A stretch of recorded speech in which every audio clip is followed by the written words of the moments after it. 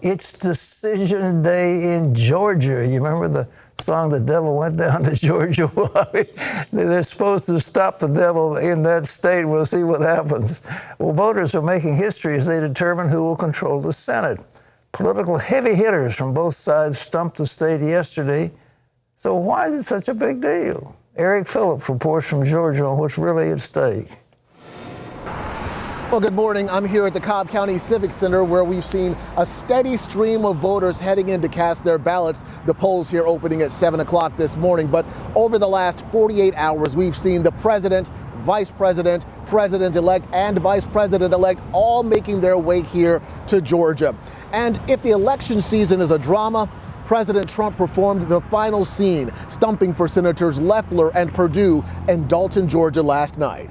Radical Democrats are trying to capture Georgia's Senate seats so they can wield unchecked, unrestrained, absolute power over every aspect of your lives. Our mission here in Georgia is to make sure the radical left cannot rob you of your voice and your votes in Washington. You can't lose. The president defiant as ever on election eve. And they're not taking this White House. We're going to fight like hell, I'll tell you right now.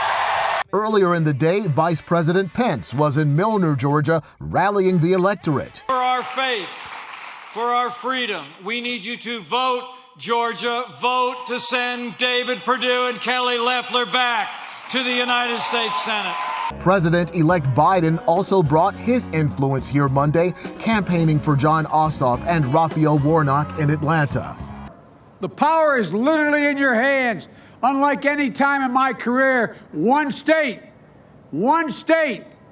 can chart the course, not just for the next 4 years, but for the next generation. His number two in Savannah just a day before. I'm here to thank you on behalf of Joe and myself for what you did in November, and I'm here to ask you to do it again. People CBN News spoke to on the street seemed to understand the gravity of this moment. This is a monumental moment. I'm proud to be a Georgian right now, and I think we're going to make a difference. A lot on the line. Some people think it's a big deal, some don't, but I think it's a big deal in my opinion. People are not voting enough, so I feel like it's important to push it to annoy people so that they'll actually go out and do it. Voting is important, but then every day just doing what you can to help people and know that the work is never really done. You just got to keep going. And Cobb County is an interesting place because it was always strongly red, but then flipped blue back in November. Everyone's wondering if that same thing will happen during this election. Of course, we will likely not know the results of this election when the polls close tonight. First of all, absentee ballots still need to be counted, but also officials will likely be extremely meticulous in how they carry out this election, knowing that it is extremely close. Pat. Eric, I understand there's been a tremendous effort to get Christians to turn out. I don't know if Ralph Reed and the Faith and Freedom Coalition, but what do you hear about that? Yeah, well, you had Ralph Reed and the Faith and Freedom Coalition sending out thousands and thousands of emails, text messages, knocking on doors, going to churches, making sure that people were registered to vote in churches all over the state.